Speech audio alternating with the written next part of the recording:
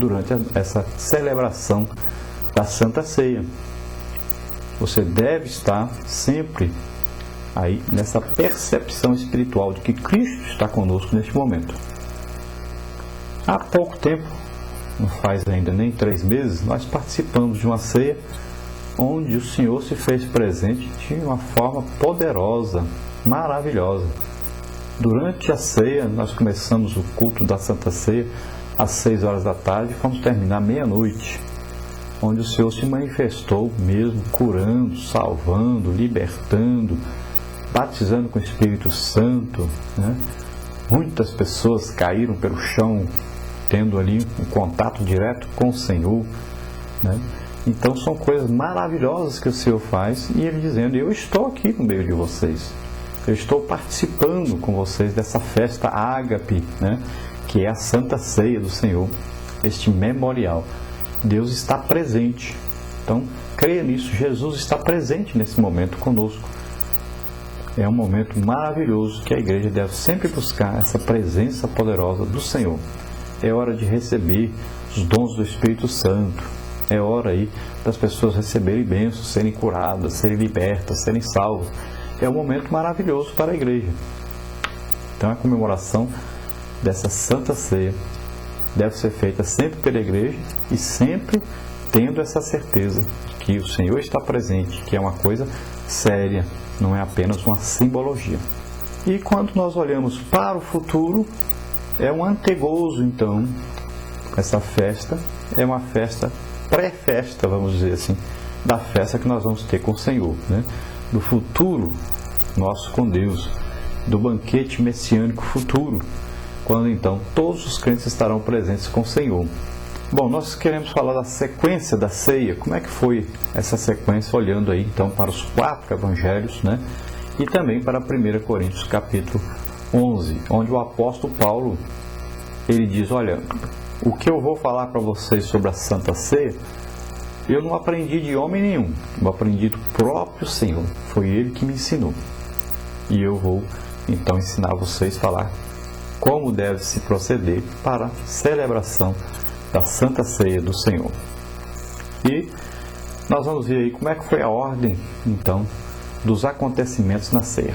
Primeiro, nós vamos ver Cristo pôs-se à mesa com os 12 apóstolos. Você veja aí nos 3 evangelhos falando sobre isso. Depois, Cristo disse: desejei muito comer convosco, né? Não a comerei mais até... Agora iria morrer na cruz do Calvário e não participaria nunca mais de uma ceia como esta junto com eles. Então depois eles tomam então a ceia pascal. Então primeiro eles vão celebrar a Páscoa. Como todo judeu, Jesus veio cumprir toda a lei e ele veio então fazendo todas as coisas que os judeus faziam, e ele cumpria tudo aquilo também que estava escrito na palavra de Deus. E ele, como descendente de judeu, ele então celebrou a Páscoa conforme está escrito na palavra de Deus aí. Ele, lá como está em Êxodo capítulo 12, então ele celebrou a Páscoa, que comemora a saída do povo de Israel do Egito. A Páscoa, a palavra Pessá, significa pular por cima. Então era morto um cordeiro, tinha que ser de 1 ano, macho, sem mácula, sem defeito físico e sem mancha. E eles pegavam, então matavam, pegavam o sangue, passavam na ombreira da porta, e ali, à meia-noite, quando o anjo do Senhor passou matando o filho mais velho e o animal mais velho em cada casa, a casa que tinha sangue na ombreira da porta, ele pulava por cima. Isso é a celebração da Páscoa. Veja aí que a Páscoa não é nem o cordeiro, nem o sangue do cordeiro, mas o pular por cima, o saltar, o livrar da morte o filho mais velho em cada casa, né? E nós vamos ver todo um significado da ceia, que a ceia, a Santa Ceia, comemora aí a morte de Jesus. Cristo é a nossa Páscoa. Veja bem que Cristo é o Cordeiro de Deus que tira o pecado do mundo. Seu sangue foi derramado por nós. Então a morte, essa morte espiritual, condenação eterna, não vem sobre nós, vem sobre aquele que não tem o sangue de Jesus sobre ele, ou seja, que não aceitou o sacrifício de Jesus Cristo na cruz do Calvário. Então, número 4, aí nós vamos ver que tomam a ceia do Senhor. Você vê aí nos 3 evangelhos falando sobre isso. E 1 Coríntios 11 também falando. Então, em primeiro lugar, Cristo abençoa o pão, explica-o e reparte-o. Depois, em segundo lugar, Cristo abençoa o cálice, explica-o, reparte-o e diz: não mais beberei dele, até que o beba convosco no reino dos céus. Então está aí nos 3 evangelhos e em 1 Coríntios também. Depois nós vamos ver aí Cristo turbado em espírito, um de vós há de me trair. Então Jesus diz que um daqueles que estavam com ele à mesa ia trair. E nós vamos ver aí nos evangelhos de Mateus, Marcos e também no evangelho de João. Depois os apóstolos começam a se perguntar, cada um perguntando para Jesus: sou eu, Senhor? Aí Mateus, Marcos e João. Depois Cristo diz: o que põe comigo a mão no prato. Então ele diz: ai daquele por quem o Filho do Homem é traído, né? Mateus, Marcos, Lucas e João falam sobre isso. Depois 9, João diz: quem é, Senhor? Vai perguntar, orientado por Pedro. Você veja no evangelho de João falando sobre isso. Depois Cristo diz: só João é aquele que eu coloco o bocado molhado na boca dele. E eles estavam comendo ali os restos daquelas 2 ceias, né? João fala sobre isso. Depois nós vamos ver que Satanás se aposta de Judas. Jesus, depois de falar que aquele que estava traindo deveria fazer a sua obra, né? A obra de Satanás.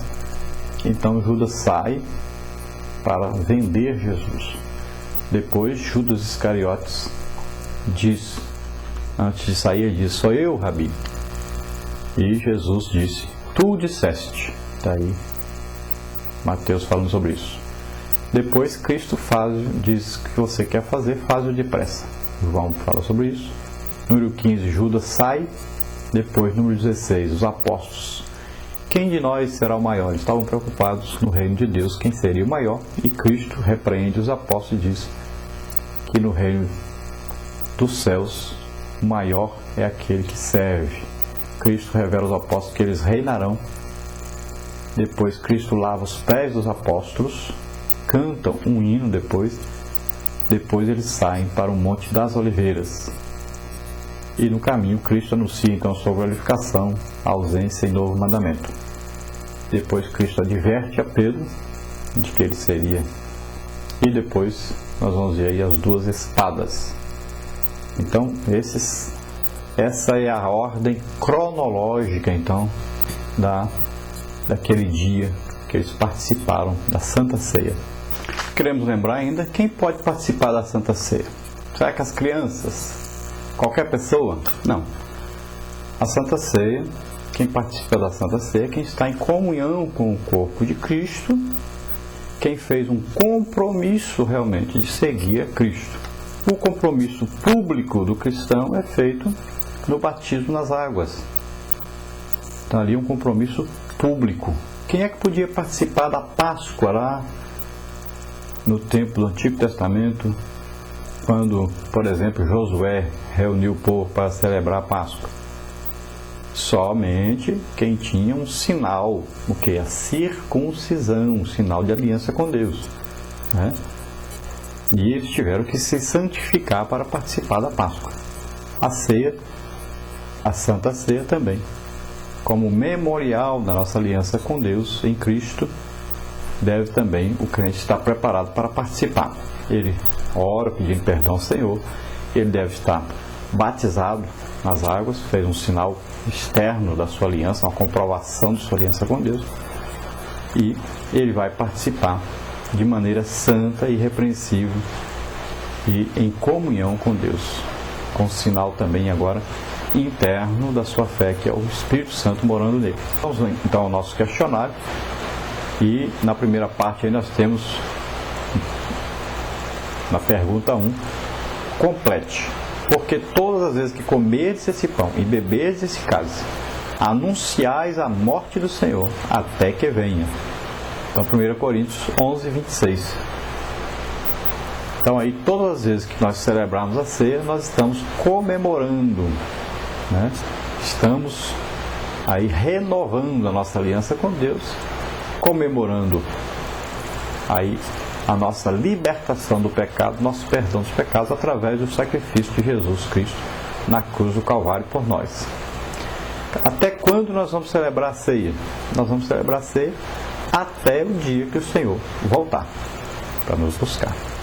Na verdade prática aí, número 2, complete. A Santa Ceia não é um mero símbolo, é um memorial da morte redentora de Cristo por nós e um alerta quanto à sua vinda. Então, veja bem, não é apenas uma simbologia, mas ali Cristo se faz presente e